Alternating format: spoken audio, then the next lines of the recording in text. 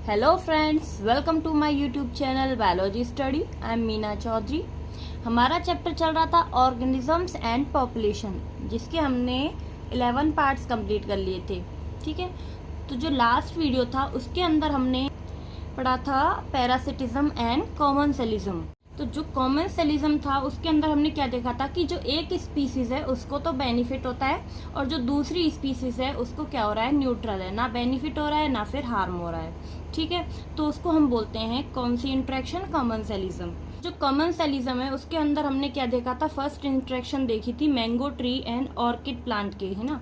तो जो orchid plant है ना, एक फ्लावर प्लांट है, उस वो क्या है, एपीफाइट की फॉर्म में पाया जाता है। एपीफाइट का क्या मतलब है कि जो ऑर्गेनिजम्स प्लांट की सरफेस पे ग्रो करते हैं, ठीक है, वो उस प्लांट से न्यूट्रिशन नहीं ले रहे हैं, वो क्या कर रहे हैं, जो एयर है या फिर रेन वाटर या फिर कुछ भी जो एक्यूमुलेट हो जाता है उस प्लांट के ऊपर, ठीक है, उससे अपना न्यूट्रिशन लेते हैं। उसको हम बोलते हैं एपीफाइट्स, जो कि प्लांट की सरफेस से न्यूट्रिशन ले रहे हैं। ठीक है, सेकेंड इंट्रैक्शन किसके अंदर देखी थी हमने, बार्निकल्स एंड वेल्स के। क्योंकि वेल्स है ना, उनके ऊपर कौन प्रेजेंट होते हैं, बर्निकल। तो जो बर्निकल्स होती है ना, उनको क्या फायदा हो जाता है, क्योंकि इसमें बर्निकल को फायदा हो रहा है, लेकिन जो वेल है उसको ना फायदा ना नुकसान।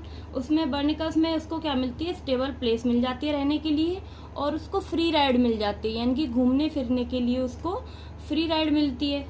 उसके बाद क्या होता है, जब वो इधर उधर घूमती है तो उसको फूड भी मिल जाता है। ठीक है, तो इसमें बर्निकल को फायदा होता है।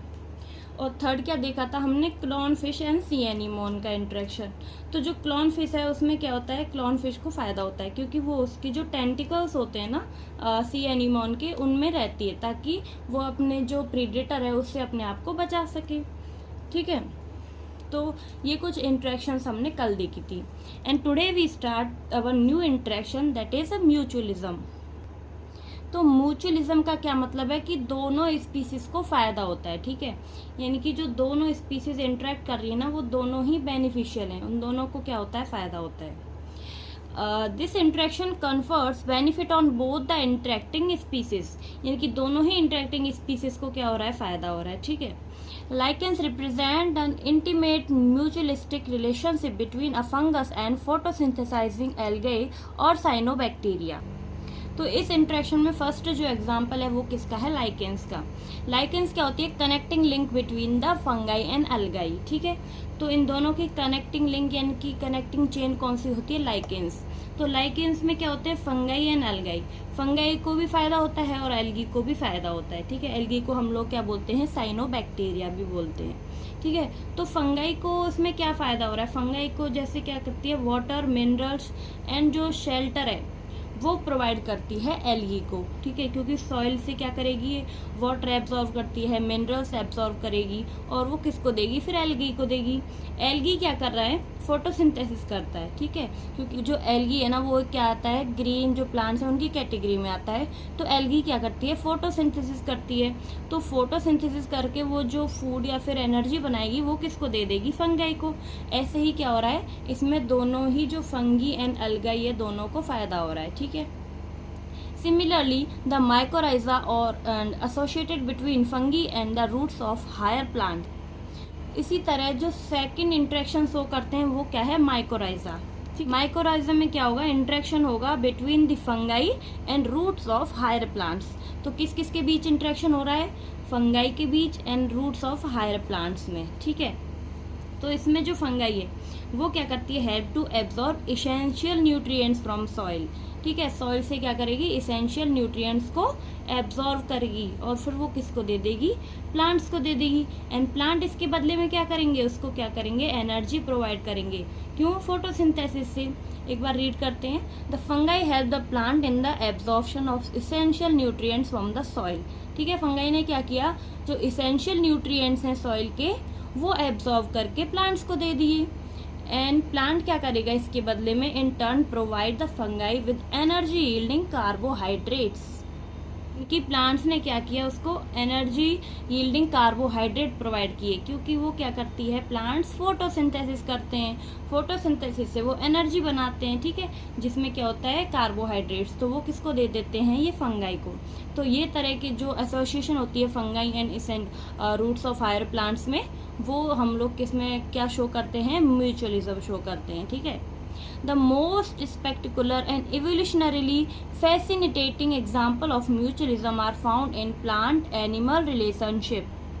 तो स्पेक्टिकुलर का क्या मतलब है, वेरी इम्प्रेसिव, यानी कि क्या मतलब है कि ये बहुत इंटरेस्टिंग है और इम्प्रेसिव है। कौन सा म्यूचुअलिज्म, जो कि प्लांट्स और एनिमल्स के बीच में पाया जाता है, ठीक है, वो क्या है, बहुत interesting and impressive. Plants need the help of animals for pollinating their flowers and dispersing their seeds. तो इसमें क्या है, जो प्लांट्स हैं उनको क्या चाहिए होता है कि जो एनिमल्स हैं उसको वो हेल्प करें, किसमें, पॉलिनेटिंग में, यानी कि वो क्या करें, जो सीड्स डिस्पर्सन एंड पॉलिनेशन है उसमें हेल्प करें, ठीक है। ये किसमें, ये कौन हेल्प करेगा, एनिमल हेल्प करते हैं प्लांट्स की। And animals obviously have to be paid fee for the services that plant expect from them. और जो एनिमल्स हैं, ऑफ कोर्स क्या होता है कि जो एनिमल्स हैं उनको इसके बदले में कुछ सर्विस प्रोवाइड करते हैं प्लांट्स, ठीक है।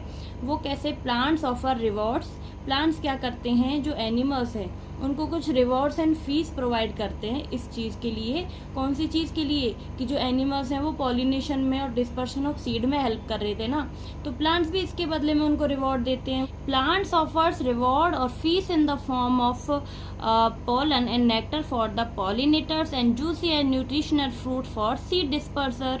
तो इसीलिए अब प्लांट्स के रिवॉर्ड कर रहे हैं, उनको क्या सर्विस दे रहे हैं, वो इनको प्रोवाइड करते हैं पोलन्स, और क्या देते हैं, जो पॉलिनेटर्स हैं उनके लिए nectars, juicy and nutritional fruit provide करते हैं सीड डिस्पर्सर्स को, ठीक है। तो ये कौन कर रहा है, बदले में प्लांट्स दे रहे हैं एनिमल्स को, ठीक है। But the mutually beneficial system should also be safeguarded against cheaters. For example, animals that try to steal nectar without aiding in pollination, ठीक है। तो ऐसे क्या हो रहा था, जो प्लांट्स एंड एनिमल्स हैं उन दोनों को फायदा हो रहा था।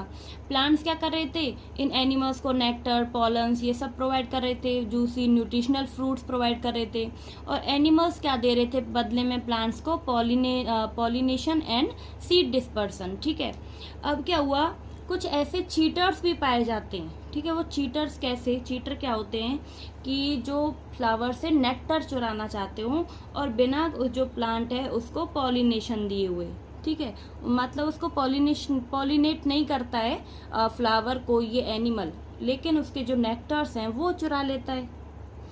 तो इसका क्या मतलब है कि जो ये अपना म्यूचुअली बेनिफिशियल सिस्टम है ना, ये कुछ जो चीटर्स हैं उनसे बचने के लिए भी कुछ अपने अंदर इवोल्यूशन या चेंजेस करते हैं, ठीक है। क्योंकि कुछ जो प्लांट्स मतलब एनिमल्स होते हैं ना, वो क्या करते हैं, ये जो प्लांट्स हैं इन प्लांट से क्या करेंगे, अब नेक्टर चुरा लेंगे, ठीक है, और जो उसमें क्या है, बिना उसको पॉलिनेट किए हुए, ठीक है, उसमें पॉलिनेशन भी नहीं करेंगे और उनका नेक्टर भी चुरा लेंगे। तो इसमें क्या होगा, प्लांट्स को तो नुकसान होगा ना, इसमें सिर्फ जो चीटर एनिमल हैं उनको फ़ायदा हो रहा है, वो नेक्टर चुरा रहे हैं, लेकिन जो प्लांट है उसको इसमें फ़ायदा नहीं हो रहा है, उनका तो जो नेक्टर है वो जा रहा है, उसको खाली पॉलिनेशन भी नहीं किया उस एनिमल ने, ठीक है।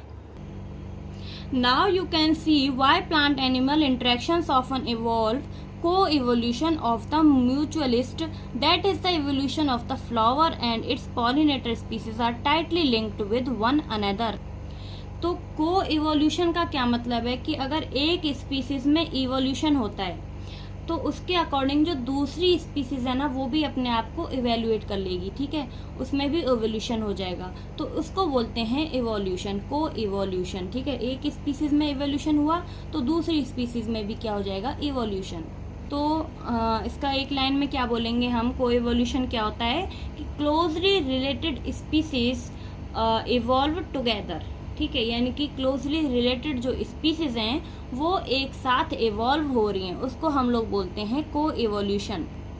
तो यहाँ पे जो को एवोल्यूशन हो रहा है, जैसे कि चीटर्स क्या कर रहे थे, उन जो फ्लावर्स हैं उनसे नेक्टर चुरा रहे थे, तो इसकी वजह से जो फ्लावर है और जो प्लांट है वो क्या कर लेता है, एवोल्यूशन कर लेता है अपने अंदर। ठीक है, एवोल्यूशन कैसे कर लेगा, कुछ अपना कलर चेंज करके, अपना शेप चेंज करके। ठीक है, तो उसके अकॉर्डिंग क्या होगा, जैसे ही को मतलब एवोल्यूशन हुआ उस फ्लावर या फिर प्लांट स्पीसीज के अंदर, तो उसी के अकॉर्डिंग जो स्पीसीज है जो क्या कर रही है, पॉलिनेट कर रही है उस फ्लावर को, वो भी अपने आप को इवोल्यूट कर लेती है। ठीक है, तो इसको बोलते हैं हम tightly linked with one another, यानी कि दोनों जो स्पीसीज हैं, फ्लावर एंड जो पॉलिनेटर स्पीसीज है, वो क्या है, एक दूसरे से टाइटली लिंक्ड हैं। जैसे क्या हुआ, ये जो पॉलिनेटर स्पीसीज है, यानी कि कोई एनिमल है या फिर कोई भी जो बर्ड, इंसेक्ट, कुछ भी है, इसने क्या किया, अपना जो कलर है वो कैसा कर लिया, मान लो ब्लू। ठीक है, तो ये जो एनिमल है, ये मान लो हमने ब्लू कलर ने इसने क्या कर लिया, एवोल्यूशन कर लिया। तो अब जो ये एनिमल है ना, ये उस जो प्लांट है या फ्लावर है उसके लिए क्या हो गया, प्लांट स्पेसिफिक हो गया। क्यों, क्योंकि वो जो फ्लावर है वो इसी के अकॉर्डिंग अपना जो कलर है वो चेंज कर लेगा। ठीक है, जैसे कि ये क्या है, एक वास्प है, इसी के अकॉर्डिंग, या फिर बी है ये, इसके अकॉर्डिंग ही क्या किया, जो फ्लावर था उसने अपना कलर चेंज कर लिया। ठीक है, ताकि ये उस पे जाके अटैच हो जाए और उस फ्लावर में या फिर प्लांट में क्या हो जाए, पॉलिनेशन हो जाए। तो ये क्या होते हैं, प्लांट या फिर एनिमल स्पेसिफिक होते हैं। अब यही जो प्लांट है ना, यही जो एनिमल है वो इस प्लांट पे जाके क्या करेगा, पॉलिनेशन करेगा, और कोई जो अदर एनिमल या फिर इंसेक्ट है वो जाके उस फ्लावर या प्लांट में फिर पॉलिनेशन नहीं कर पाएगा। तो इसको क्या बोलते हैं, एनिमल या फिर प्लांट स्पेसिफिक। ठीक है, तो ये क्या हो गया, tightly linked with one another, यानी कि फ्लावर एंड जो पॉलिनेटर स्पीसीज है ये क्या है, एक दूसरे से टाइटली लिंक्ड हैं। जैसे हम आगे एग्जांपल से और समझते हैं इसको। In many species of fig trees there is a tight 1-to-1 relationship with the pollinator species of wasp. तो अब क्या है, एक फिग ट्री है। ठीक है, ट्री का क्या नाम है, फिग। तो फिग ट्री क्या है, एक टाइटली लिंक्ड होता है अपनी जो पॉलिनेटर स्पीसीज है उससे। ठीक है, इनमें क्या होता है, 1-to-1 रिलेशनशिप। 1-to-1 रिलेशनशिप का क्या मतलब हुआ कि जो फिग ट्री है ना, वो सिर्फ जो वास्प है उसको वही पॉलिनेट कर सकता है। ठीक है, वास्प भी पॉलिनेशन कर पाएगा, और कोई जो अदर स्पीसीज है ना, वो इस जो फिग ट्री है इसको पॉलिनेशन इसके अंदर नहीं कर पाएगी। उसको बोलते हैं टाइट 1-to-1 रिलेशनशिप। ठीक है, यानी कि ये क्या हो गया, एक दूसरे से स्पेसिफिक, कुछ प्लांट स्पेसिफिक या फिर animal specific. It means that a given fig species can be pollinated only by its partner wasp species and no other species. तो क्या मतलब है इसका, कि जो फिग स्पीसीज है ना वो किससे पॉलिनेट होगी, सिर्फ इसके पार्टनर से। जो पार्टनर वास्प है ना उसी से पॉलिनेट होगी, किसी अदर स्पीसीज से नहीं होगी। ठीक है, the female wasp uses the fruit not only as an oviposition egg laying site but uses the developing seeds within the fruit for nourishing the larva. तो जो फीमेल वास्प है ना वो क्या करती है, अंडे देती है फिग ट्री के फ्रूट्स में। ये क्या है, फ्रूट है। ठीक है, तो इसमें क्या दे देगी, ये जो फीमेल वास्प है ये अंडे दे देगी। ठीक है, और इतना ही नहीं, सिर्फ ये अंडे ही नहीं देती, अब जो ये फ्रूट है इसमें क्या पाए जाते हैं, यहाँ पे डेवलपिंग सीड्स। ठीक है, अब ये जो डेवलपिंग सीड्स है ना, ये इनको क्या कर लेगी, यूज कर लेगी एज अ फूड। वो किसके लिए, अपने जो लार्वा होंगे ना, इस जो फीमेल वास्प है इसके जो लार्वाज होते हैं उनको नरिश करने के लिए इनको एज अ फूड यूज करता है, न्यूट्रिशन यूज करता है। जो डेवलपिंग सीड्स हैं इनको कौन, फीमेल वास्प अपने लार्वाज के लिए। अब इससे हमें क्या पता चला कि जो फीमेल वास्प है इसको तो फायदा हो गया, क्योंकि फिग ट्री ने क्या किया, जो फिग ट्री के फ्रूट थे उसमें इन्होंने क्या किया, अपने अंडे दिए, और फिर जो डेवलपिंग सीड्स थी फ्रूट्स के अंदर उनको क्या किया, as a nourishment, as a food use किया अपने लार्वाज के लिए। लेकिन यहाँ पे हम पढ़ रहे हैं म्यूचुअलिज्म, तो इसमें एक स्पीसीज को नहीं, दोनों स्पीसीज को फायदा होगा। तो दूसरी स्पीसीज यानी कि फिग ट्री को कब फायदा होगा। ठीक है, तो क्या होता है कि जब ये फीमेल वास्प अपने जो अंडे देने के लिए जगह ढूंढ रही होती है ना, उस जगह ढूंढने के टाइम ही ये क्या करती है, फिग ट्री में पॉलिनेशन कर देती है। तो इससे क्या हो गया, जो फिग ट्री है उसमें भी फ़ायदा हो गया, उसको पॉलिनेट कर दिया इसने। तो यहाँ पे जो फिगर दिया हुआ है 13.7, इसमें ये म्यूचुअलिज्म दिया हुआ है। इसमें ए में तो दिया हुआ है fig flower is pollinated bye wasp, यानी कि जो ये फिग फ्लावर है ना, इसको वास्प के द्वारा पॉलिनेट किया है। ठीक है, यहाँ पे ये क्या है, ये वास्प है, फीमेल वास्प, इसने क्या किया यहाँ पे अपना पॉलिनेशन कर दिया। ठीक है, और बी में क्या हो रहा है, इसमें तो ए में तो क्या हो गया, इस फिग ट्री को फायदा हो गया। ठीक है, और बी में क्या हुआ, वास्प लेइंग एग इन अ फिग फ्रूट, जो वास्प है उसने अपने जो एग्स हैं वो कहाँ पे दे दिए, फिग फ्रूट में। ठीक है, और जो ये इसकी डेवलपिंग सीड्स हैं इसको अपने लार्वा को नरिशमेंट के लिए यूज कर लिया। तो यहाँ पे किसको फायदा हुआ, फीमेल वास्प को, और यहाँ पे प्लांट को। ठीक है, तो ये क्या हो गया, म्यूचुअलिज्म, इनकी दोनों ही स्पीसीज को फायदा हो गया। The wasp pollinates the fig inflorescence while searching for suitable egg laying sites। ठीक है, तो वाल्व क्या करती है, पॉलिनेट कर दी है किसको, फिग ट्री को। कब, जब वो क्या कर रही होती है, सर्च कर रही होती है अपने अंडे देने की साइट को या अंडे देने की जगह को, तब ये क्या करती है, पॉलिनेशन कर देती है। In return for the favor of pollination of fig offer the wasp some of its developing seeds as food for the developing wasp larva।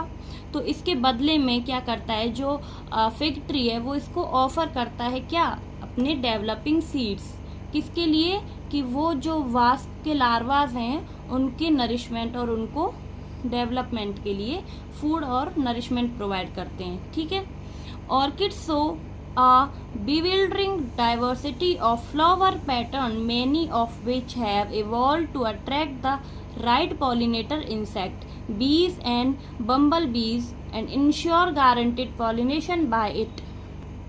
तो जो ऑर्किड प्लांट है, ठीक है, जो ऑर्किड प्लांट है उसमें जो फ्लावर पैटर्न्स हैं, यानी कि फ्लावर की जो पैटर्न्स पाए जाते हैं ना, वो बहुत ज़्यादा क्या होते हैं, कंफ्यूजिंग। ठीक है, क्योंकि वो क्या करते हैं, इवॉल्व करते हैं अपने आप को, कि अट्रैक्ट कर सकते हैं जो पॉलिनेटर इंसेक्ट हैं जैसे बीज एंड बम्बल बीज हैं, उनको अपने आप में अट्रैक्ट कर सकें। इस तरह वो क्या करते हैं, अपने जो फ्लावर पैटर्न्स हैं उनमें इवोल्यूशन कर लेते हैं। ठीक है, उनका कुछ कलर चेंज करते हैं, कुछ शेप चेंज करते हैं। ठीक है, ताकि क्या होता है कि जो गारंटेड पॉलिनेटर है ना, वही आके उसको अट्रैक्ट कर सके, यानी कि वही आके उससे जुड़ सके। तो ये इस इवोल्यूशन की वजह से क्या होता है कि जो राइट टाइप का पॉलिनेटर है वही यहाँ पे आते हैं, पॉलिनेशन करते हैं। ठीक है, और वो राइट टाइप के पॉलिनेटर्स क्या हैं, बिग जो बम्बल बीज हैं वो, एंड बीज हैं वो। बाकी जो अदर एनिमल या फिर इंसेक्ट हैं वो इधर आके पॉलिनेशन नहीं कर सकते हैं। Not all the orchid offer rewards. अब जो सभी ऑर्किड्स हैं ना, वो रिवॉर्ड्स ऑफर नहीं करते हैं इन एनिमल्स को। The Mediterranean orchid Ophrys employs sexual deceit to get pollination done by a species of bee। तो क्या है कि वो ऑफर अवॉर्ड नहीं करते हैं। ठीक है, इसमें क्या करेंगे, जैसे ओफायरस है, ओफायरस एक क्या है, चीटर प्लांट है। वो क्या करता है, मिमिक करता है जो कल्पा बी है ना, जो कल्पा बी है उसकी मिमिक्री करता है, और उसी के अकॉर्डिंग अपना जो कलर वगैरह है वो चेंज कर लेता है, जिससे क्या कर सके, वो पॉलिनेशन कर सके। ठीक है, तो ये वो कैसे करता है, one petal of its flower bears uncanny resembles to the female of bees in size, colour and markings.